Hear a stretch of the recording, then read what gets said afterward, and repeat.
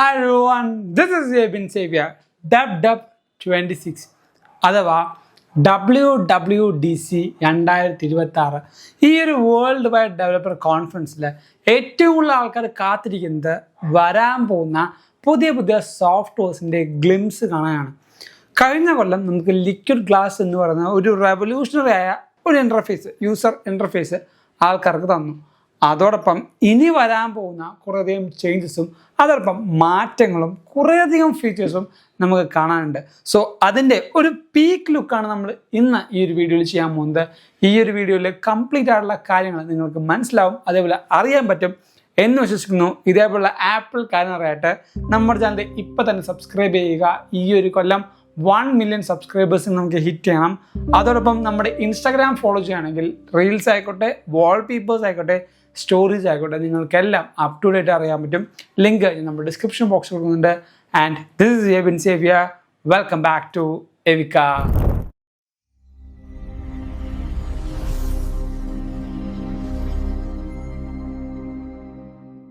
ഏറ്റവും ആദ്യം ഈ ഒരു ഇവന്റ് എന്നാണ് നടക്കാൻ പോകുന്നത്, എത്ര മണിക്കായിരിക്കും നടക്കാൻ പോകുന്നത്? ജൂൺ 8 മുതൽ 12 വരെയാണ് ഈ ഒരു ഇവന്റ് ആപ്പിൾ ഹോസ്റ്റ് ചെയ്യുന്നത്. പക്ഷേ 8 മാത്രമാണ് നമുക്ക് കാണേണ്ട ആവശ്യമുള്ളൂ. ബാക്കി എല്ലാ ഡെവലപ്പേഴ്സിനും അതോടൊപ്പം തന്നെ അവിടെ വരുന്ന കുറേ സ്വിഫ്റ്റ് ചലഞ്ച് ചെയ്യുന്ന സ്റ്റുഡൻസിന് വേണ്ടിയാണ്. 8 ആയിരിക്കും നമുക്ക് കാണാൻ പോകുന്ന iOSന്റെ പുതിയ പുതിയ കാര്യങ്ങളെല്ലാം കാണാൻ പോകുന്നത്. ഈ ഒരു ഇവന്റ് ഇന്ത്യൻ സ്റ്റാൻഡേർഡ് ടൈം അനുസരിച്ച് രാത്രി 10:30 ഹോസ്റ്റ് ചെയ്യാൻ പോകുന്നത്. നിങ്ങൾക്ക് ആപ്പിൾ TV കാണാം, ആപ്പിളിൻ്റെ ഒഫീഷ്യൽ യൂട്യൂബ് ചാനലിൽ കാണാം.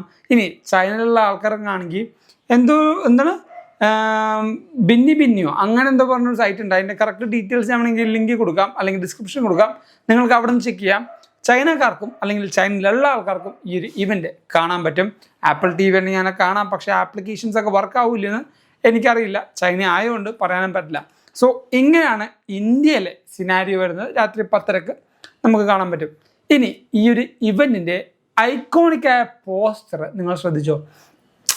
പൊതുവെ ആപ്പിൾ കുറേയധികം ഈസ്റ്റർ ഒളിപ്പിച്ച് നോക്കുന്നത് ഈ ഒരു ഇവന്റിൻ്റെ ഇൻവിറ്റേഷൻ പോസ്റ്ററിലാണ്.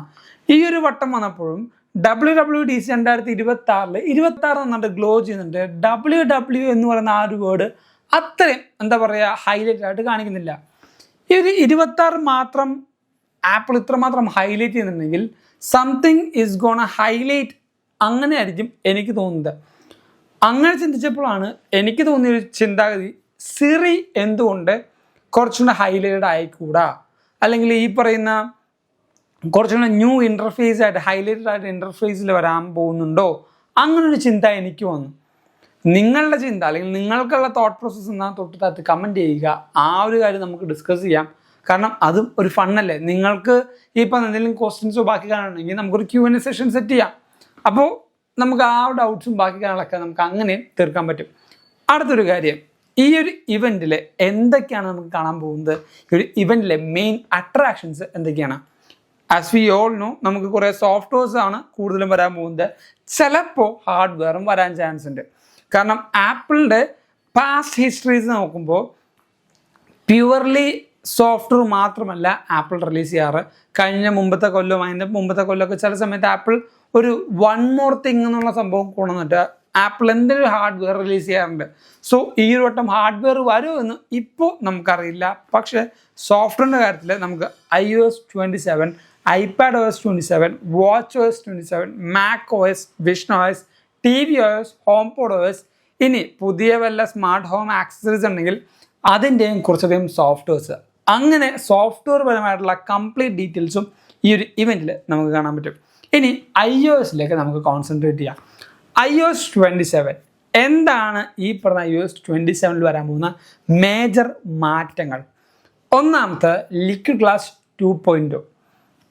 ഇപ്പോൾ നമ്മൾ കണ്ട് മറക്കുന്ന അല്ലെങ്കിൽ ഇപ്പോൾ നമ്മൾ കണ്ട് ശീലിച്ച് വരുന്ന ലിക്വിഡ് ഗ്ലാസിനെക്കാട്ടും കുറച്ചുകൂടെ റിഫൈൻഡ് ആയതും അതോടൊപ്പം കുറച്ചുകൂടെ ബെറ്റർ സ്റ്റെബിലൈസ്ഡ് ആയിട്ടുള്ള ഒരു ലിക്വിഡ് ഗ്ലാസ് എഫക്റ്റ് ആയിരിക്കും നമുക്ക് വരാൻ പോകുന്നത്. കുറച്ചും കൂടെ ഫ്ലൂയിഡിറ്റിയും അതോടൊപ്പം റെസ്പോൺസും എല്ലാം ഇമ്പ്രൂവ് ആവും. നിങ്ങൾ എപ്പോഴെങ്കിലും വിസാർഡ് മ്യൂസിക് കൺവേർട്ടറിനെ പറ്റി കേട്ടിട്ടുണ്ടോ? അതായത് ആപ്പിൾ മ്യൂസിക്കിൽ കുറേയധികം ട്രാക്കുകൾ നമുക്ക് ഇന്ന ക്വാളിറ്റിയിൽ ലഭിക്കാറുണ്ട്. ഞാനൊക്കെ ചില സമയത്ത് ട്രിപ്പിന് പോകുമ്പോൾ ഓഫ്ലൈനായിട്ട് പാട്ടുകൾ ഡൗൺലോഡ് ചെയ്ത് വെക്കും. പക്ഷേ ഈ പറഞ്ഞ പാട്ടുകൾക്ക് ഹെവി ഫയൽസ് ആയിരിക്കും, എസ്പെഷ്യലി ലോസ്ലെസ് ആയിട്ടുള്ള ട്രാക്കുകൾക്ക്. ഈ ഓരോ ട്രാക്കും ഞാൻ എൻ്റെ ഫോണിൽ ഡൗൺലോഡ് ചെയ്ത് വെക്കണമെങ്കിൽ മിനിമം 300 MB 350 MB ഒക്കെ പോകും. ആ സെയിം ക്വാളിറ്റി തന്നെ നമുക്ക് കൺവേർട്ട് ചെയ്ത് ചെറിയ സൈസിലേക്ക് മാറ്റിയെടുക്കാൻ പറ്റും. അത് MP3 ആയിക്കോട്ടെ, M4A ആയിക്കോട്ടെ, അഥവാ AAC ആയിക്കോട്ടെ, പല കോഡാക്കിലേക്ക് അല്ലെങ്കിൽ പല ഫോർമാറ്റിലേക്ക് നമുക്ക് കൺവേർട്ട് ചെയ്താൽ ഇതിൻ്റെ സൈസ് നമുക്ക് ചെറുതാക്കാൻ പറ്റും. അതുകൊണ്ട് തന്നെ ചെറിയ സൈസിൽ കുറേയധികം ഫയൽസുകൾ അല്ലെങ്കിൽ കുറേയധികം പാട്ടുകൾ നമുക്ക് സ്റ്റോർ ചെയ്യാൻ പറ്റും. അതിനു വേണ്ടിയുള്ള ഒരു ആപ്ലിക്കേഷനാണ് vWizard എന്ന് പറയുന്ന ആപ്പിൾ മ്യൂസിക് കൺവേർട്ടർ എന്ന് പറയുന്നത്. നമുക്ക് നേരെ ഈ ഒരു വെബ്സൈറ്റിലേക്ക് പോകാം. വെബ്സൈറ്റ് നോക്കുമ്പോൾ മനസ്സിലാവും vWizard.com എന്ന ഒഫീഷ്യൽ വെബ്സൈറ്റാണ് ഞാനിവിടെ എടുത്തിരിക്കുന്നത്. കുറേയധികം വേറെ അവരുടെ ഫീച്ചേഴ്സും നിങ്ങൾക്കിവിടെ അവൈലബിൾ ആണ്. അതോടൊപ്പം ആപ്പിൾ മ്യൂസിക് കൺവേർട്ടറിൽ ഇത്രമാത്രം മൾട്ടിപ്പിൾ ഓപ്ഷൻസ് ആണ് നിങ്ങൾക്ക് കൺവേർഷനായിട്ട് ലഭിക്കുന്നത്. അതോടൊപ്പം തന്നെ നിങ്ങൾക്ക് വിൻഡോസിലും മാക്കിലും ഓപ്പറേറ്റിംഗ് സിസ്റ്റത്തിൽ വർക്ക് ചെയ്യുന്ന ആപ്ലിക്കേഷൻ ഡൗൺലോഡ് ചെയ്യാം. നമുക്കിവിടെ ഫ്രീ ട്രയലും ഉണ്ട്, അതോടൊപ്പം ബൈനവും ഉണ്ട്. ഞാൻ ഓൾറെഡി ഇതിപ്പോൾ ഡൗൺലോഡ് ചെയ്ത് വെച്ചിട്ടുണ്ട്. നമുക്ക് ആ ഒരു ആപ്ലിക്കേഷൻ നോക്കാം. ഈ ഒരു ആപ്ലിക്കേഷൻ്റെ ഇൻ്റർഫേസ് ഇങ്ങനെയായിരിക്കും. നിങ്ങളുടെ ആപ്പിൾ അക്കൗണ്ട് ഉപയോഗിച്ചുകൊണ്ട് ഇത് സൈൻ ഇൻ ചെയ്യാതെ ഇവിടെ ഞാൻ ഓൾറെഡി സൈൻ ഇൻ ചെയ്തിട്ടുണ്ട്. ഈ ഒരു സൈൻ ഇൻ ചെയ്ത് കഴിഞ്ഞിട്ട് നിങ്ങൾക്ക് ഏറ്റവും പൊക്കത്ത് കാണുന്ന ഈ ഒരു ഓപ്ഷൻ vWizardൻ്റെ ആപ്പിൾ മ്യൂസിക് കൺവേർട്ടർ ക്ലിക്ക് ചെയ്യാം. സെറ്റിങ്സ് എടുക്കാം. സെറ്റിങ്സിൽ നിങ്ങൾക്ക് ഇവിടെ ജനറൽ ഓപ്ഷൻ, കൺവേർഷൻ ഓപ്ഷൻ ഉണ്ട്. ജനറൽ നിങ്ങൾക്ക് ഏതൊക്കെ ഓപ്ഷൻസ് ആണ് വേണ്ടത് എന്ന് നോക്കി നിങ്ങൾക്ക് ടേൺ ഓൺ ചെയ്യാം. അതോടൊപ്പം കൺവേർഷനിൽ MP3 ഉണ്ട്, ലോസ്ലെസ് ഉണ്ട്, M4A ഉണ്ട്, അതോടൊപ്പം WAC ഉണ്ട്, ഫ്ലാക്ക് ഉണ്ട്. അങ്ങനെ കുറേയധികം കോട്ടാക്കുകൾ നിങ്ങൾക്കിവിടെ അവൈലബിൾ ആണ്. ഇപ്പോൾ ഞാനൊരു ട്രാക്ക് എടുത്തു. ആ ഒരു ട്രാക്ക് ലോസ്ലെസ് ആണ്, എനിക്ക് MP3യിലേക്ക് കൺവേർട്ട് ചെയ്യണം. അതോടൊപ്പം ഈ പറഞ്ഞ ലിറിക്സ് സേവ് ചെയ്യണമെങ്കിൽ ലിറിക്സ് സേവ് ചെയ്യാം. എവിടെയാണ് നമ്മുടെ ഡെസ്റ്റിനേഷൻ ആ എല്ലാ കാര്യങ്ങളും നമുക്കിവിടെ കൊടുക്കാം. അതിനുശേഷം ഞാനിവിടെ ഓക്കെ കൊടുത്തു. ഒരു ട്രാക്ക് ഞാനിപ്പോൾ ഈ ഒരു ട്രാക്ക് എടുത്തു. അതിനുശേഷം ഈ കാണുന്ന ആപ്പിൾ മ്യൂസിക് വിത്ത് പ്ലസിൻ്റെ ചിഹ്നം ഉണ്ടോ, അത് ക്ലിക്ക് ചെയ്യാം. ഇവിടെ അനലൈസിങ് ഓഡിയോ ഫയൽ ഉണ്ട്. നിങ്ങൾക്ക് നോക്കുമ്പോൾ മനസ്സിലാവും എക്സ്പീരിയൻസ് എന്ന ആ ട്രാക്ക് ഇവിടെ വന്നിട്ടുണ്ട്. ഇവിടെ ആ ട്രാക്ക് ലിസ്റ്റിലേക്ക് അതുണ്ട്. ഇവിടെ എനിക്ക് നോക്കുമ്പോൾ മനസ്സിലാവും ഞാൻ ആ ഒരു ട്രാക്ക് മാത്രം എടുത്തിട്ടുള്ളൂ. നേരത്തെ നമ്മൾ പ്രീസെറ്റ് ആയിട്ട് വെച്ചിരിക്കുന്നത് MP3യിലേക്ക് കൺവേർട്ട് ചെയ്യാനാണ്. ഇവിടെ കൺവേർട്ട് ഓപ്ഷൻ ഉണ്ട്. ജസ്റ്റ് ക്ലിക്ക് ചെയ്യാം. കൺവേർഷൻ ഓട്ടോമാറ്റിക്കലി സ്റ്റാർട്ട് ആകുന്നുണ്ട്. നമുക്കിവിടെ ആ ഒരു കംപ്ലീഷൻ ഉണ്ട്. ഞാൻ നേരത്തെ ഒരു ട്രാക്ക് കൺവേർട്ട് ചെയ്തിട്ടുണ്ടായിരുന്നു. ലേറ്റസ്റ്റ് ആയിട്ട് ഞാനൊരു ട്രാക്ക് കൺവേർട്ട് ചെയ്തിട്ടുണ്ട്. ഇതേപോലെ നിങ്ങളിപ്പോൾ ട്രിപ്പ് പോവുകയാണെങ്കിൽ നെറ്റ് കിട്ടില്ല എന്ന് ഉറപ്പാണെങ്കിൽ ഈ ഒരു ആപ്ലിക്കേഷൻ യൂസ് വെച്ച് നിങ്ങൾക്ക് പാട്ടുകൾ ഡൗൺലോഡ് ചെയ്ത് കുറേ പാട്ടുകൾ ചെറിയ സൈസിൽ ഡൗൺലോഡ് ചെയ്ത് വെക്കാൻ പറ്റും. സോ ഈ ആപ്ലിക്കേഷൻ നിങ്ങൾക്ക് ഡൗൺലോഡ് ചെയ്യണമെങ്കിൽ ലിങ്ക് നമ്മൾ ഡിസ്ക്രിപ്ഷൻ ബോക്സ് കൊടുത്തേക്കാം. അതോടൊപ്പം ആപ്ലിക്കേഷൻ്റെ പേര് vWizard.com അല്ലെങ്കിൽ vWizard ആപ്പിൾ മ്യൂസിക് കൺവേർട്ടർ എന്നാണ്. നമുക്ക് ഓരോ അപ്ഡേഷൻ ഇപ്പോൾ iOS 26 ക്ലിയർ ആയിട്ടുള്ള ലിക്വിഡ് ഗ്ലാസ് ആപ്പിൾ തന്നു. 26.1 വന്നപ്പോൾ നമുക്ക് ടിൻഡഡും ക്ലിയറും ആക്കാനുള്ള ഒരു ഓപ്ഷൻ തന്നു. 26.2 വന്നപ്പോൾ കുറച്ചും കൂടെ ഓപ്ഷൻ ആപ്പിൾ തന്നു. 26.3 വന്നപ്പോൾ അതിൽ കുറേ മോഡിഫിക്കേഷൻ വരുത്തി. 26.4 വന്നപ്പോഴത്തേക്കും ആപ്പിൾ ഈ പറയുന്ന ഹൈലൈറ്റിംഗ് എഫക്റ്റ്, അതാണ് ഞാൻ പറയുന്ന റെഡ്യൂസ് ഹൈലൈറ്റിംഗ് എഫക്റ്റ് എന്നീ പറയുന്ന ഓപ്ഷൻസ് വരെയും കൊണ്ടുവന്നിട്ടുണ്ട്. സോ 27 പോകുമ്പോൾ ഇനി ലിക്വിഡ് ഗ്ലാസ് ഓഫ് ചെയ്യാൻ പറ്റും, നമുക്ക് വേണമെങ്കിൽ ഓൺ ചെയ്യാൻ പറ്റും.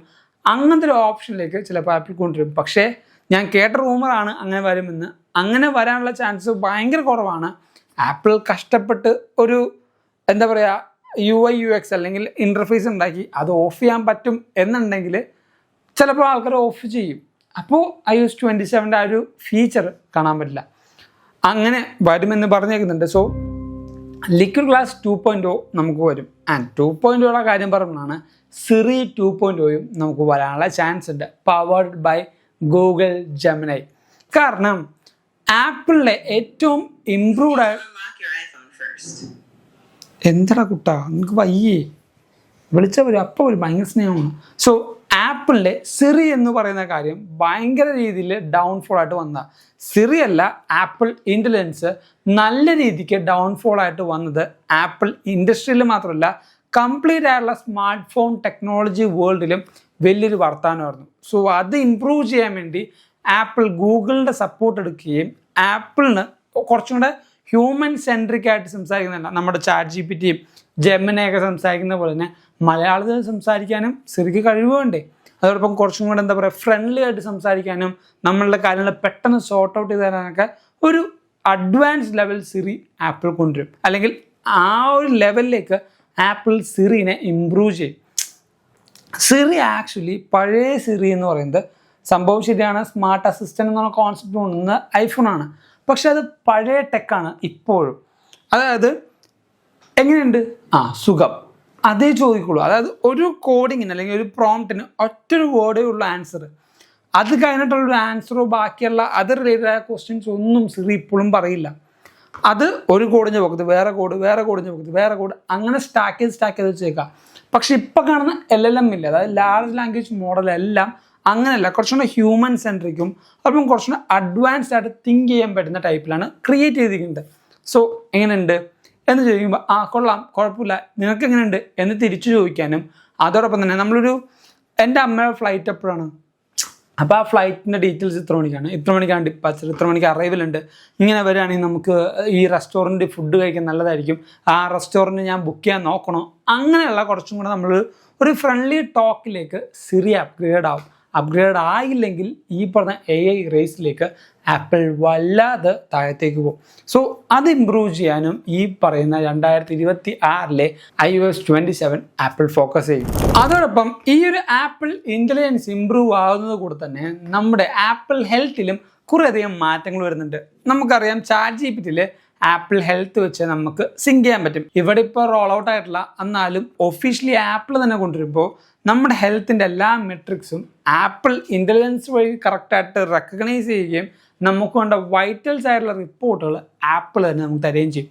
സോ ഇതെന്തിനാണ് ഫോക്കസ് എന്ന് വെച്ചാൽ ഇത് യൂസ് ചെയ്യാത്ത ആൾക്കാർക്ക് അതിൻ്റെ ഫുൾ പൊട്ടൻഷ്യൽ അറിയില്ല. ഇപ്പം ഞാനൊക്കെ എൻ്റെ സ്ലീപ്പ് ട്രാക്ക് ചെയ്യാറുണ്ട് വാച്ചിൽ വെച്ച്. ഞാൻ കിടന്നു നോക്കുമ്പോഴും വാച്ച് യൂസ് ചെയ്യാറുണ്ട് സ്ലീപ്പ് ട്രാക്ക് ചെയ്യാൻ വേണ്ടി. സോ ഇതേപോലെ തന്നെ സൈക്ലിംഗ് ചെയ്യുന്നവർ, വർക്കൗട്ട് ചെയ്യുന്നവർ, ചില സ്പെഷ്യൽ സ്പോർട്സ് ചെയ്യുന്ന ആൾക്കാർക്ക് ഇവർക്കെല്ലാം അവരുടെ മെട്രിക്സ് ഡാറ്റ എല്ലാം കൊടുത്തു കഴിഞ്ഞാൽ കറക്റ്റായിട്ടുള്ള റിപ്പോർട്ട് ആവശ്യം വരും. ഈ ഒരു ആവശ്യം വരുന്ന റിപ്പോർട്ട് പല ആപ്ലിക്കേഷൻസിൽ നിന്ന് എടുക്കാതെ ഒരു സിംഗിൾ ആപ്ലിക്കേഷൻസ് തന്നെ അവർക്ക് കിട്ടുകയാണെങ്കിൽ it's A well defined thing. So ആ ഒരു കാര്യം കൊടുക്കാൻ വേണ്ടി ആപ്പിൾ ഹെൽത്തും അതോടൊപ്പം ആപ്പിൾ ഇൻ്റലിജൻസും കൂടെ ഒരു പുതിയ സംഭവം കൊണ്ടുവരുന്നുണ്ട്. May be apple health plus എന്നൊക്കെ കേൾക്കുന്നുണ്ട്. ഇതൊരു സബ്സ്ക്രിപ്ഷൻ പ്ലാൻ ആണോ എന്ന് വെച്ചാൽ ഇപ്പോൾ നമുക്കറിയില്ല. അതോടൊപ്പം തന്നെ iOS 27 ആപ്പിൾ കൂടുതലും ഫോക്കസ് ചെയ്യാൻ പോകുന്നത് സ്റ്റെബിലിറ്റി ആൻഡ് പെർഫോമൻസിനാണ്. കാരണം കഴിഞ്ഞ കുറച്ച് അപ്ഡേറ്റ്സ് ആയിട്ട് നല്ല രീതിക്കുള്ള ബഗ്ഗുകളും അതോടൊപ്പം പ്രശ്നങ്ങളും iOSൻ്റെ പുറകെ തന്നെ ഉണ്ട്. നമുക്കറിയാം iOS എന്ന് പറഞ്ഞാൽ ഒരു ക്ലീനസ്റ്റ് ആയിട്ടുള്ള OS ആയിരുന്നു കുറച്ച് നാൾക്ക് മുമ്പ് വരെ. പക്ഷേ 26 ആയിക്കോട്ടെ, iOS 18 ആയിക്കോട്ടെ, ഈ പറഞ്ഞ എല്ലാ അപ്ഡേറ്റ്സിലും കുറേയധികം ബഗ്ഗുകൾ ഉണ്ടായിരുന്നു, ഡിസ്പ്ലേ ഇഷ്യൂസ് ഉണ്ടായിരുന്നു, ലാഗാവുന്ന പ്രശ്നം ഉണ്ടായിരുന്നു, അതോടൊപ്പം പെർഫോമൻസ് ഇഷ്യൂ, അതോടൊപ്പം ഓവർ ഹീറ്റിംഗ്, ഇങ്ങനെ കുറേയധികം നിരത്തി വെക്കാനുള്ള കംപ്ലയിൻസ് ഉണ്ടായിരുന്നു. ഇതെല്ലാം സോൾവ് ചെയ്യാൻ വേണ്ടി നല്ല രീതിക്ക് ഫോക്കസ് ചെയ്യുന്ന പെർഫോമൻസ് ടീമും അതോടൊപ്പം തന്നെ നമ്മുടെ ഡിവൈസിൻ്റെ ബഗ് മാനേജ്മെൻറ്റും കൊണ്ടുവരാൻ പ്ലാൻ ചെയ്യുന്നുണ്ട്. ഇതൊക്കെ ഇപ്പോൾ കിട്ടുന്ന റൂമേഴ്സിൽ നിന്ന് കിട്ടുന്ന ഒരു പീക്ക് ലുക്കാണ്. ഇനിയും iOS 27 അടുത്തേക്ക് നമ്മൾ അടുക്കും തോറും പുതിയ റിപ്പോർട്ട്സും ബാക്കി കാരണം നിങ്ങൾക്കറിയാൻ പറ്റും. അതുകൊണ്ട് തന്നെ നമ്മുടെ ചാനൽ ഇപ്പോൾ തന്നെ സബ്സ്ക്രൈബ് ചെയ്യുന്ന ഉറപ്പെടുത്തുക. വീഡിയോ ഇഷ്ടപ്പെട്ടാൽ ലൈക്ക് ചെയ്യുക. നമ്മുടെ ഇൻസ്റ്റാഗ്രാം ഫോളോ ചെയ്യുകയാണെങ്കിൽ സ്റ്റോറീസ് ആയിട്ടും വാൾപേപ്പേഴ്സ് ആയിട്ടും നിങ്ങൾക്ക് അടിപൊളി കാര്യം അറിയാൻ പറ്റും. സോ ലിങ്ക് നമ്മുടെ ഡിസ്ക്രിപ്ഷൻ ബോക്സിൽ കൊടുത്തേക്കാം. Thank you so much for watching soul video. This is Sebin Xavier signing from Evica.